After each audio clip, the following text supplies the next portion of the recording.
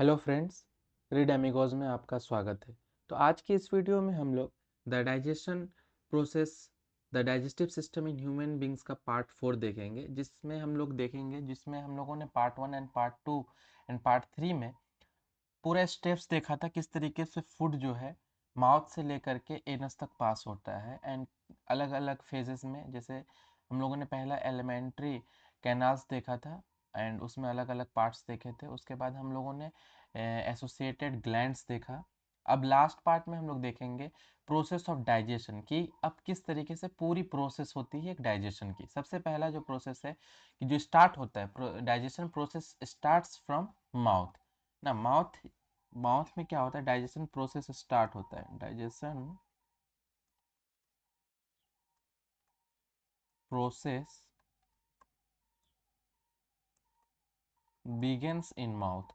Mouth में क्या होता है, शुरू होता है, ये याद रखिएगा। ओके, अब हम लोग देखते हैं कि क्या क्या होता है। पहला चीज कि फूड च्यूड इन माउथ। सबसे पहले हम लोग खाना जो भी खाते हैं वो हम लोग उसको चबाते हैं। च्यूड का मतलब होता है चबाते हैं। उसके बाद क्या होता है कि जैसी फूड चबाते वक्त क्या होता है कि हमारा फूड के साथ सालिवा मिक्स्ड हो जाता है। सालिवा क्या होता है, हमने लास्ट लेक्चर में पढ़ा था सैलिवरी ग्लैंड। सैलिवरी ग्लैंड्स में क्या होता है, सैलिवरी ग्लैंड्स इंजाइम्स रिलीज करता है जिसको हम लोग बोलते हैं सालिवा। अब ये सालिवा जो होता है फूड के साथ मिक्स हो जाता है, ठीक है। अब सालिवा का क्या काम है, सालिवा का काम ये है कि जो भी फूड में स्टार्च है उसको कन्वर्ट करना माल्टोज में। माल्टोज क्या है, माल्टोज शुगर का नाम होता है। शुगर का नाम होता है यानी कि ग्लूकोज का नाम होता है। शुगर का मतलब ग्लूकोज, ग्लूकोज का नाम होता है। ओके, तो मैंने लिख दिया है यहाँ पर कि इट मिक्सेस विथ सालिवा, यानी कि फूड की बात हो रही है। इट का मतलब यहाँ पर फूड की बात हो रहा है। मिक्सेस विथ सालिवा, सालिवा के साथ फूड मिक्स हो जाता है जो कि सैलिवरी ग्लैंड्स के द्वारा रिलीज होता है। सैलिवरी ग्लैंड्स क्या रिलीज करता है, सालिवा एंजाइम्स। सालिवा के अंदर क्या होता है, सैलिवरी अमाइलेज। हम लोगों ने पढ़ा था ना कि स्टार्च को डाइजेस्ट करने के लिए अमाइलेज एंजाइम्स यूज होते हैं, प्रोटीन्स को डाइजेस्ट करने के लिए trypsin, and last he lecture में हम लोगों ने देखा था फैट्स को डाइजेस्ट करने के लिए लाइपेज। ये देखिए लाइपेज, एंड प्रोटीन को डाइजेस्ट करने के लिए ट्रिप्सिन, स्टार्च को डाइजेस्ट करने के लिए अमाइलेज। तो जो स्टार्च होता है उसके बाद सेल्वेरी जो अमाइलेज रिलीज होते हैं उसके बाद किस में कन्वर्ट हो जाता है, माल्टोज में कन्वर्ट हो जाता है, ये याद रखिएगा। और माल्टोज क्या है, माल्टोज एक तरीके का शुगर है, ठीक है। ओके, अब हम लोग देखते हैं फूड जो है अब माउथ में, माउथ से आगे बढ़ेगा फूड। तो माउथ से जैसे ही आगे बढ़ेगा वो कहाँ जाएगा, फेरिंग्स एंड इसोफेगस में जाएगा। फेरिंग्स एंड इसोफेगस क्या होता है, देखिए ये हमारा हो गया माउथ कैविटी। अब इसके पास ये फेरिंग्स आएगा, उसके बाद इसोफेगस में आएगा। इसमें क्या होता है उसको हम लोग देख लेते हैं, ठीक है। तो सबसे पहले माउथ से फूड आगे बढ़ करके फूड माउथ में जाएगा, माउथ से फेरिंग्स में जाएगा, फेरिंग्स से इसोफेगस में जाएगा, इसोफेगस से आगे स्टमक में जाएगा। वो हम लोग देखेंगे कैसे कैसे आगे और होगा। अभी तक हम लोगों ने क्या देखा, माउथ तक देखा। अब देखते हैं फेरिंग्स में क्या होता है। Muscles of food pipe push the food towards the stomach. अब ये जो फेरिंग्स एंड इसोफेगस है यहाँ कोई डाइजेशन का प्रोसेस नहीं होता है। यहाँ के जो मसल्स होते हैं फूड को आगे पुश करते हैं। हम लोगों ने पढ़ा था ना कि इसोफेगस में क्या होता है, इसोफेगस में एक मूवमेंट होता है। इसोफेगस है नहीं ये हमारा, इसमें मूवमेंट होता है, इस तरीके से मूवमेंट, इसमें मूवमेंट होता है इसोफेगस में। ये हमारा इसोफेगस है, इसमें ऐसे ऐसे ऐसे इसके जो मसल्स होते हैं दोनों पाइप के, ऐसे ऐसे मसल्स के मूवमेंट होते हैं जिसको हम लोग बोलते हैं पेरिस्टालसिस। पेरिस्टालसिस, पेरिस्टालसिस मूवमेंट होने की वजह से क्या होता है, अगर हमारा फूड यहाँ पर है, अगर फूड हमारा यहाँ पर है तो धीरे धीरे धीरे धीरे धीरे धीरे धीरे धीरे ये स्टमक की तरफ बढ़ेगा, ये स्टमक की तरफ बढ़ेगा। ये हमारा यहाँ पर फेरिंग्स एंड इसोफेगस का काम इतना ही है कि फूड को आगे की तरफ यानी कि टुवर्ड्स द स्टमक पुश करना। और ये इसोफेगस का जो पुश करने का मूवमेंट जो होता है इसको हम लोग बोलते हैं पेरिस्टालसिस, ये याद रखिएगा। ओके, अब देखिए अब हमारा माउथ से फेरिंग्स होते हुए इसोफेगस होते हुए अब हमारा स्टमक में फूड पहुंच गया। अब स्टमक में फूड किस तरीके से डाइजेस्ट होता है उसको हम लोग देखते हैं। सबसे पहले कि food reaches from oesophagus to stomach. Stomach oesophagus आप लोगों ने देखा अभी, ये हमारा इसोफेगस है, इसोफेगस से स्टमक की तरफ फूड आया, ठीक है। By the process of peristalsis. Peristalsis क्या होता है? मूवमेंट, मसल्स के जो मूवमेंट होते हैं, जो इसोफेगस है हमारा, उसके मूवमेंट्स होते हैं जो फूड पार्टिकल्स को नीचे लाता है। अब यहाँ से हमारे स्टमक पर पहुंच गया। अब स्टमक में क्या होता है? बहुत सारे गैसेस रिलीज होते हैं, juices, sorry, gastric juices release होते हैं, ये याद रखिएगा। स्टमक्स के वॉल्स जो होते हैं बहुत सारे गैस्ट्रिक जूसेस रिलीज करते हैं, रिलीज बाय द स्टमक।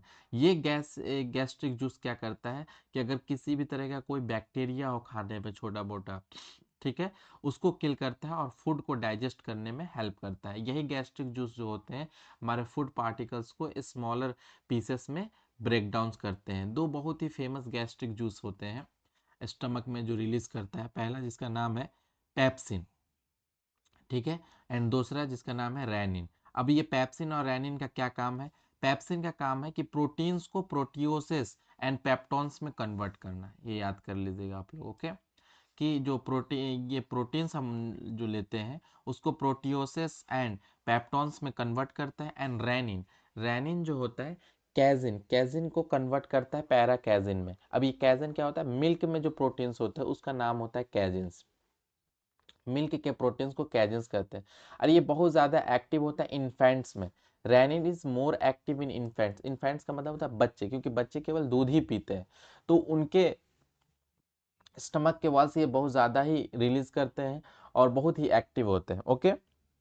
तो देखिए बायोलॉजी में तो आपको याद ही करना पड़ेगा, है ना, बस क्या है कि स्टेप्स को समझिए, कॉन्सेप्ट को समझिए और चीज़ों को याद रखिए। गैस्ट्रिक जूस में कौन कौन से? Pepsin and rennin. पेप्सिन का क्या काम है? प्रोटीन्स जो हम लोगों ने लिया है उसको प्रोटियोज में, पेप्टॉन्स में कन्वर्ट करना। एंड रेनिन अगर रिलीज होता है तो कैजिन यानी कि मिल्क प्रोटीन वो पैरा कैजिन में कन्वर्ट होता है, ठीक है। रेनिन मोर एक्टिव होते हैं इन्फेंट्स में क्योंकि बच्चे ज़्यादा दूध पीते हैं, ओके। अब क्या होता है स्टमक में? ये सब गैस्ट्रिक जूसेस क्या करते हैं कि फूड पार्टिकल्स को बहुत छोटे छोटे स्मॉलर पीसेस में कन्वर्ट कर देते हैं। तो in the stomach food gets converted into thick paste. अब वो जो मान लो सपोज हमने एक रोटी खाया, अब धीरे धीरे आधा, इसका मतलब कि मोस्टली पार्ट तो दांत से क्रश कर दिया हम लोगों ने, च्यूड कर दिया माउथ में, उसके बाद ये स्टमक में गया, वहां पर गैस्ट्रिक जूसेस मिले, और भी तरीके के केमिकल्स रिलीज हुए जिसकी वजह से ये छोटे छोटे पार्टिकल्स में कन्वर्ट हो गए, एक थिक पेस्ट में बन गया। उस पेस्ट का नाम होता है काइम, उसको हम लोग बोलते हैं काइम, ठीक है, इसको याद रखिए, काइम बोलते हैं। अब यहाँ से क्या होता है? ये काइम, अब काइम जैसे ही बना उसके बाद ये काइम फर्दर आगे बढ़ेगा, आगे बढ़ेगा और वो कहाँ जाएगा? इंटेस्टाइन में जाएगा। तो फ्रॉम द स्टमक, स्टमक से फूड यानी कि काइम अब मूव करेगा स्मॉल इंटेस्टाइन में। सबसे पहले हम लोगों ने कहाँ से लिया था? माउथ से, इसोफेगस होते हुए, फेरिंग्स होते हुए स्टमक में आया। अब स्टमक से ये वाला पार्ट यानी कि स्मॉल इंटेस्टाइन में अब जाएगा। मेन जो काम होता है ना, फाइनल जो आपका डाइजेशन का प्रोसेस होता है ना, वो स्मॉल इंटेस्टाइन में ही होता है, ओके। अब food moves to small intestine for further digestion. ये सबसे पहले स्मॉल इंटेस्टाइन का पहला पार्ट ड्यूडेनम में आएगा, क्योंकि हम लोगों ने पिछले लेक्चरों में पढ़ा था कि स्मॉल इंटेस्टाइन के 3 पार्ट्स होते हैं, ड्यूडेनम, ज्यूजेनम एंड इलियम। आपको दिखाता हूँ मैं कि स्मॉल इंटेस्टाइन के 3 पार्ट्स हम लोगों ने पढ़े थे, ये देखिए, है ना। स्मॉल इंटेस्टाइन के 3 टाइम पढ़े थे हम लोग। एंटेरियर पार्ट यानी ऊपर वाला part, jejunum middle part and ileum posterior part, last वाला पार्ट। तो पहला जो पार्ट होता है इसमें आपका ये आपका ड्यूडेनम, ये आपका ड्यूडेनम, ये स्मॉल इंटेस्टाइन है, ये ड्यूडेनम में सबसे पहले गया डाइजेस्ट होने के लिए। अब ड्यूडेनम में क्या होता है उसको हम लोग देखते हैं, ओके। अब ड्यूडेनम में देखते हैं क्या होता है कि यहाँ पर ड्यूडेनम में जैसे ही जाएगा वहां से bile and pancreatic juice, pancreas के पाइप से बाइल एंड पेनक्रिएटिक जूस जो भी रिलीज होगा उससे मिक्स्ड हो जाएगा फूड में। फूड में क्या होगा? ये सब juices, bile, yellow green liquid and pancreatic juice, ये सब क्या होगा? जैसे कि पेनक्रियाज पेनक्रिएटिक जूस रिलीज करेगा एंड बाइल जो होगा लीवर रिलीज करेगा। ये दोनों चीज आपका स्मॉल इंटेस्टाइन में आकर के फूड के साथ मिक्स हो जाएगा, ठीक है। यहाँ पर मैंने लिख दिया bile and pancreatic juice are secreted by liver and pancreas, यानी कि पेनक्रिएटिक जूस कौन रिलीज करता है? पेनक्रियाज, एंड बाइल कौन रिलीज करता है? आपका लीवर, ओके। अब थोड़ा सा हम लोग देख लेते हैं क्योंकि लास्ट ही लेक्चर में हम लोग ने पढ़ा है कि बाइल क्या होता है, ये एक डाइजेशन ऑफ फूड यानी फूड में जो फैट्स होते हैं इसके डाइजेशन के लिए हम लोग बाइल हेल्प करता है ना।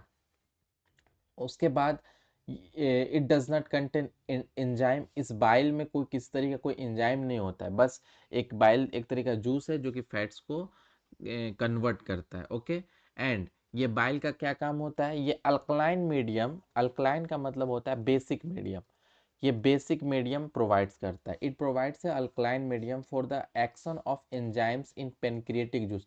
अब जो भी, क्योंकि बाइल में तो कोई भी एंजाइम नहीं है, लेकिन आपका पेनक्रिएटिक जूस में एंजाइम है, तो बाइल क्या करता है, अल्कलाइन मीडियम प्रोवाइड करता है, क्योंकि पेनक्रिएटिक जूस जो होते हैं वो आपका एसिडिक होते हैं, तो अल्कलाइन प्रोवाइड करेगा, अल्कलाइन मीडियम प्रोवाइड करके बाइल, और ये पेनक्रिएटिक जूस क्या करेंगे, रिएक्ट करेंगे, जैसे ट्रिप्सिन एंड लाइपेज। अब ट्रिप्सिन एंड लाइपेज, अमाइलेज, ये सब हम लोगों ने पढ़ा था। तो ट्रिप्सिन लाइपेज क्या होता है, ट्रिप्सिन क्या करता है, प्रोटीन को कन्वर्ट करता है ना, प्रोटीन को डाइजेस्ट करने वाला एंजाइम्स है। तो प्रोटीन्स, प्रोटियोज एंड पेप्टोन्स, ट्रिप्सिन क्या करेगा, इसको पॉलीपेप्टाइड्स में कन्वर्ट कर देगा, ये याद रखिएगा। ये पॉलीपेप्टाइड्स किसको बोलते हैं, अमीनो एसिड्स को हम लोग बोलते हैं पॉलीपेप्टाइड्स। ओके, ट्रिप्सिन का काम है। उसके बाद हमारे पास आया लाइपेज। लाइपेज का क्या काम है, लाइपेज फैट्स को कन्वर्ट करेगा फैटी एसिड एंड ग्लिसरॉल में, ये याद रखना है आपको। लाइपेज क्या काम करेगा, फैट्स को कन्वर्ट करेगा फैटी एसिड एंड ग्लिसरॉल में। ओके, और शुगर का भी जो डाइजेशन होता है स्मॉल इंटेस्टाइन में ही होता है, तो उसको देख लेते हैं हम लोग। क्या होता है कि sugar digested in small intestine, अब किसी भी तरह का कोई भी शुगर हो, कि चाहे माल्टोज हो, सुक्रोज हो, लैक्टोज हो, ये सब शुगर है। ठीक है, ठीक है बच्चों, याद रखना आप लोग कि माल्टोज, अब माल्टोज को ग्लूकोज में कन्वर्ट करने के लिए कौन सा एंजाइम्स यूज होता है, तो माल्टेज होता है। ये एंजाइम्स कहाँ से आएगा, तो ये एंजाइम्स जो होते हैं ना, ये स्मॉल इंटेस्टाइन में ही प्रेजेंट होते हैं, इसको हम लोग इंटेस्टाइनल जूस बोलते हैं। ठीक है, माल्टेज हो गया, सुक्रेज हो गया, लैक्टेज हो गया, ये सब क्या है, ये इंटेस्टाइनल जूस होते हैं जो स्मॉल इंटेस्टाइन ही रिलीज करता है। अब स्मॉल इंटेस्टाइन में शुगर का डाइजेशन होगा, माल्टोज शुगर माल्टेज के हेल्प से ग्लूकोज में कन्वर्ट होगा, सुक्रोज शुगर सुक्रेज के हेल्प से ग्लूकोज एंड फ्रक्टोज में कन्वर्ट होगा, एंड लैक्टोज शुगर जो होगा लैक्टेज के हेल्प से ग्लूकोज एंड गैलेक्टोज में कन्वर्ट हो जाएगा। ठीक है, ये अलग अलग फॉर्म्स है ग्लूकोज के ही, तो ये आप याद रखना। ओके, अब उसके बाद क्या होगा, ये सब हो रहा है, शुगर का डाइजेशन हुआ, फूड का डाइजेशन हुआ, प्रोटीन्स का डाइजेशन हुआ, फैट्स का डाइजेशन हुआ। अब यहाँ से आगे बढ़ेगा थोड़ा सा, यानी कि आप स्मॉल इंटेस्टाइन के आगे वाले भाग में आप पहुंचेंगे। अब क्या होगा, यहाँ पर डाइजेस्टेड फूड का, यानी स्मॉल इंटेस्टाइन में ही है अभी हम लोग का डाइजेस्टेड फूड का एब्जॉर्प्शन होगा। एब्जॉर्प्शन, यहाँ पर क्या होगा, एब्जॉर्प्शन होगा, यानी कि जो भी डाइजेस्ट हुआ अब वो ब्लड में जाना चाहिए, क्योंकि ब्लड से ही पूरे बॉडी में जाएगा ना। तो digested food is absorbed bye villi. अब कहेगा सर ये विलाई क्या है, विलाई ये है कि जैसे कि आप देखिए, ये स्मॉल, सपोज दैट कि ये स्मॉल इंटेस्टाइन है, ठीक है, सपोज दैट कि स्मॉल इंटेस्टाइन का ये नस है, यानी कि क्या बोलेंगे इसको, पाइप, स्मॉल इंटेस्टाइन का पाइप है, यहाँ से फूड जो हो रहा है आपका, ये यहाँ से फूड पार्टिकल्स यानी कि काइम यहाँ से बढ़ रहा है आगे में। तो इसके वॉल्स पर छोटे छोटे हेयर्स लाइक स्ट्रक्चर होते हैं, हेयर्स लाइक स्ट्रक्चर्स होते हैं। ओके, ये हेयर्स लाइक स्ट्रक्चर का काम ये है कि जो फूड यहाँ से पास हो रहा है उससे हमको प्रोटीन्स हो गया, फैट्स हो गया, है ना, शुगर हो गया, सारे चीज को एब्जॉर्व करना है, एंड उसके बाद एब्जॉर्व करके ब्लड कैपिलरीज में डाल देना है। इतना ही काम है यहाँ से कि digested food is absorb by villi with content blood vessel, जिसमें ब्लड वेसल्स होते हैं या ब्लड कैपिलरीज होते हैं। ठीक है, अब ये डाइजेस्टेड फूड हमारा ब्लड कैपिलरीज में चल जाएगा, और उसके बाद ब्लड स्ट्रीम में चल जाएगा, उसके बाद पूरी बॉडी में फैल जाएगा। ओके, यहाँ तक अभी हम लोगों ने देखा कि यहाँ से अब ब्लड से पूरे बॉडी में चल गया। अब जो वेस्ट बच गया, क्योंकि हमारे बॉडी को तो मिनरल्स चाहिए, विटामिन चाहिए, प्रोटीन चाहिए, फैट्स चाहिए, ग्लूकोज चाहिए, ये सब जो भी इसेंशियल एलिमेंट्स होते हैं वो बॉडी स्मॉल इंटेस्टाइन से ही खींच लेती है ब्लड में। ठीक है, अब जो बचा सॉलिड वेस्ट, अब वो उसका क्या होगा, अब फूड पहुंचेगा हमारे पास लार्ज इंटेस्टाइन में, ठीक है। अब लार्ज इंटेस्टाइन में क्या होगा, अब लार्ज इंटेस्टाइन आपको दिखा देता हूँ कौन सा है। लार्ज इंटेस्टाइन हमारा है ये वाला पार्ट, ये वाला, ये स्मॉल इंटेस्टाइन है यहाँ पर, लार्ज इंटेस्टाइन ये वाला पार्ट, ये वाला पार्ट है लार्ज इंटेस्टाइन, ठीक है। अब लार्ज इंटेस्टाइन में देखते हैं क्या होता है। From the large intestine, from the small intestine food moves to the large intestine where no digestion. एक बात याद रखना आप लोग कि आपसे पूछे कि अगर लार्ज इंटेस्टाइन में कोई डाइजेशन होता है क्या, बिल्कुल नहीं, किसी भी तरह का कोई डाइजेशन लार्ज इंटेस्टाइन में नहीं होता है।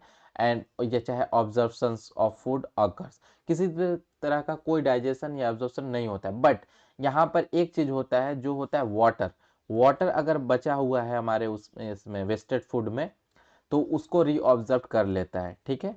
उसके बाद क्या होता है, अनडाइजेस्टेड फूड जो होता है रेक्टम से होते हुए एनस के थ्रू पास आउट हो जाता है, ठीक है। ये देखिए, ये यहाँ से हमारा अनडाइजेस्टेड फूड निकलेगा, अगर थोड़ा मोड़ा कोई भी पानी वगैरह होगा उसमें तो ये एब्जॉर्ब कर लेगा, वाटर वाटर को एब्जॉर्ब कर देगा। और ये रेक्टम, ये हमारा रेक्टम है, ये हमारा रेक्टम है, ये रेक्टम से होते हुए एनस से हमारा वेस्ट फूड यानी कि अनडाइजेस्टेड फूड यहाँ से बाहर हो जाएगा, अनडाइजेस्टेड फूड यहाँ से हमारा पास आउट कर जाएगा, ओके, जिसको हम लोग बोलते हैं एनस। अब ये जो है ना, इस पूरे को हम लोग, जैसे कि हम लोगों ने माउथ से फूड लिया और एनस से बाहर निकला, इस पूरे को हम लोग बोलते हैं डाइजेशन। ये हमारा क्या है, पूरा प्रोसेस हमारा डाइजेशन कहलाता है, ठीक है। अब कुछ कुछ टर्मिनोलॉजीज और है, जैसे इनडाइजेशन वगैरह क्या होता है, एसिमिलेशन वगैरह क्या होता है, तो इसको हम लोग देख लेते हैं, ठीक है। अब ये चैप्टर्स एंड पर ही है तो हम लोग इसको देख लेते हैं। एसिमिलेशन, एसिमिलेशन क्या होता है, हमारे बॉडी में जो भी डाइजेस्टेड फूड जो आए उसके बाद जो हमारा बना यानी एलिमेंट्स इकट्ठे हुए, एसिमिलेशन एक प्रोसेस है जिसमें digested food is absorb and used by body for energy growth and repair के लिए यूज होगा। अब किसके, जैसे कि ग्लूकोज स्टोर होता है ग्लाइकोजन के फॉर्म में, ये कहाँ स्टोर होता है, लीवर में होता है, ठीक है। अगर एक्सेस ग्लूकोज हो गया फैट्स के फॉर्म में स्टोर हो जाएगा, बॉडी में जो फैट हो जाएगा, कहते हैं कि तुम्हारे बॉडी में बहुत ज़्यादा फैट है, तो बहुत ज़्यादा मीठा खाने वाले का बॉडी बहुत फैलता है, क्योंकि एक्सेस ग्लूकोज जो होता है फैट्स के फॉर्म में एडिपोज टिश्यू, एडिपोज टिश्यू किसे बोलते हैं, जैसे कि हमारा बॉडी में स्किन है ना, ये स्किन के नीचे में एक लेयर टिश्यू बन जाएगा, चर्बी जिसको बोलते हैं, है ना, फैट्स, ये इसी को हम लोग बोलते हैं एडिपोज टिश्यू, ठीक है, बॉडी फैट को बोलते हैं, ओके। और एडिपोज टिश्यू के बारे में आप लोग आगे की क्लास में पढ़ेंगे, ठीक है, अभी मैं हल्का हल्का बता दे रहा हूँ आपको। उसके बाद अमीनो एसिड जो होते हैं ना प्रोटीन्स के बनाने के लिए यूज करते हैं, क्योंकि हमारा प्रोटीन्स पेप्टाइडोग्लाइकन्स जो होते हैं पेप्टाइड्स, पॉलीपेप्टाइड से अमीनो एसिड बना था, और अमीनो एसिड जो होता है प्रोटीन्स के सिंथेसिस में हेल्प करता है। अगर बॉडी में एक्सेस अमीनो एसिड होता है तो ये यूरिया यानी कि यूरिया के फॉर्म में बाहर निकल जाता है। यूरिया कहाँ से निकलेगा बॉडी से बाहर, यूरिया जो है आपका यूरिन के थ्रू बाहर निकल जाएगा, यानी कि जब आप लोग पेशाब करेंगे तो अगर बॉडी में एक्सेस अमीनो एसिड हो गया तो ये यूरिन के थ्रू बाहर निकल जाएगा, ठीक है। अब एक वर्ड आता है एब्डोमेन, एब्डोमेन किसे कहते हैं, तो body space between chest and pelvis, chest और पेल्विस के बीच में जो स्पेस होता है उसको हम लोग बोलते हैं क्या, एब्डोमेन। ये देखिए अगर हम इसकी बात करेंगे तो ये देखिए, ये हमारा ऊपर वाला पार्ट चेस्ट हो गया एंड नीचे ये हमारा पेल्विस रीजन हो जाता है, ठीक है। यहाँ दो टांग होता है, हमारा पेनिस होता है, तो इसके नीचे वाला ये पार्ट पेल्विक रीजन हो गया और ये वाला ऊपर वाला चेस्ट, तो बीच वाला जो पार्ट होता है इसको हम लोग स्टमक कहते हैं, सॉरी इसको हम लोग एब्डोमेन कहते हैं, एब्डोमेन, स्टमक तो ये है हमारा, एब्डोमेन कहते हैं, ओके। ये वाला पार्ट को क्या कहेंगे, ये पूरे पार्ट को हम लोग एब्डो, सॉरी क्या लिख रहा हूँ मैं, एब्डोमेन कहते हैं, ओके। बैली भी कहते हैं इसको, ठीक है। उसके बाद कभी कभी क्या होता है फूड हमारा डाइजेस्ट नहीं होता है तो बॉडी में डिस्कम्फर्टनेस फील होने लगता है, तो इनडाइजेशन उसको बोलते हैं। इनडाइजेशन क्या होता है, जब हमारे एब्डोमेन में डिस्कम्फर्ट फील हो, it is term that describe discomfort in our abdomen. Abdomen में कभी कभी डिस्कम्फर्ट होता है, और डिस्कम्फर्ट में क्या क्या होता है, कैसे कैसा फील होता है वो देखेंगे हम लोग, सिम्टम्स क्या क्या होते हैं। तो indigestion is not a disease, अगर जैसे खाना नहीं पचा यानी कि बोलते हैं ना कि पचा नहीं मेरे को खाना, इनडाइजेशन हो गया, तो it is not a disease, ये कोई बीमारी नहीं, but rather some symptoms we experience including pain, कभी कभी पेट में दर्द होता है ना, जलन होता है, बर्निंग होता है अपर पार्ट, यानी कहते लगने कि चेस्ट की तरफ बर्निंग हो रहा है ना, और थोड़ा सा खाने पर ही क्या होता है, लगता है पेट फुल हो गया, तो इसको हम लोग बोलते हैं indigestion. And feeling of fullness soon after we start eating, जैसे ही खाना शुरू किया हमको लगा कि अब पेट भर गया, तो इसी को हम लोग बोलते हैं इंडाइजेशन। अब क्या क्या सिम्टम्स होते हैं इंडाइजेशन के? इंडाइजेशन के सिम्टम्स है एक्सेस गैस, पेट में गैस बन जाएगा, आपको उल्टी की तरह फील होगा, नोजिया, लेकिन वॉमिटिंग अगर हो रहा है तो वो तो मालूम है कि आपको इंडाइजेशन हो गया, लेकिन नोजिया, कभी कभी उल्टी भी नहीं होगा लेकिन आपको लगेगा कि उल्टी जैसा फील हो रहा है, तो उसको बोलते हैं नोजिया। हार्ट बर्न, जिस चेस्ट के एरिया में लगेगा कि जलन हो रहा है, बर्निंग हो रहा है। एब्डोमिनल पेन, पेट में दर्द होता है। सेंसेशन, कभी कभी पेट में भी जलन होता है, बर्निंग सेंसेशन इन स्टमक। तो ये हमारे कुछ इंडाइजेशन के सिम्टम्स हैं। अब कारण क्या होता है, कॉजेज क्या होते हैं? कॉजेज इसके होते हैं कि आप अगर ऑयली चीज खा रहे हैं, स्पाइसी फूड खा रहे हैं, तो इस तरीके का इंडाइजेशन होने के चांसेस होते हैं। या फिर आप खाने के बाद आफ्टर मील्स लाइंग डाउन सोन, आप बहुत जल्द सो गए, तो ये भी इंडाइजेशन के कॉज हो सकते हैं। खाने के दौरान, यानी कि खाना जब खा रहे बहुत ज़्यादा पानी पीना, drinking too much water between meals, यानी कि खाने के दौरान बहुत ज़्यादा पानी पीना, इसकी वजह से भी आपको इंडाइजेशन हो सकता है। Okay, in order to prevent it, इन सब चीज बचने के लिए try to have a balance diet, एक अच्छे से बैलेंस डाइट लीजिए। ऐसा नहीं कि बहुत सारी, जैसे ऑयल खाना है, ऑयल खा रहे हैं या स्पाइसी फूड खा रहे हैं तो बहुत ज़्यादा ही खा लिए, नहीं, हर एक चीज़ का बैलेंस डाइट बनाइए, यानी कितना कितना हमको लेना है। ये बैलेंस डाइट के एक्सपर्ट्स भी होते हैं, उससे आप रिकमेंड करा सकते हैं कि हमारे बॉडी के अकॉर्डिंग, वेट के अकॉर्डिंग, एज के अकॉर्डिंग क्या क्या खाना चाहिए, कितना कितना खाना चाहिए, तो ये बैलेंस डाइट कहलाता है। ठीक है, eat healthy food, healthy food खाइए, avoid fried and oily stuffs, fry किया हुआ या फिर तेल वाला चीज़ उसको अवॉइड करिए। Don't over eat, don't drink too much water between meals, ये सब इसके प्रिकॉशंस है, यानी कि अगर इंडाइजेशन से बचना है तो ये सब नहीं करना होगा। ठीक है, तो ये रहा हमारा पूरा the digestion systems in human beings का कंप्लीट चैप्टर। ओके बच्चों, आई होप कि आप लोगों को समझ में आया होगा। तो अगर समझ में आ रहा है आपको तो चैनल को सब्सक्राइब कर दीजिएगा, एंड खूब अच्छे से नोट्स बनाइए एंड प्रैक्टिस कीजिए। नोट्स बनाएंगे और याद करेंगे तो आपको एग्जाम में बहुत ज़्यादा हेल्प होगा। ओके बच्चों, thank you for watching, keep learning, keep practice, see you in the next video, thank you।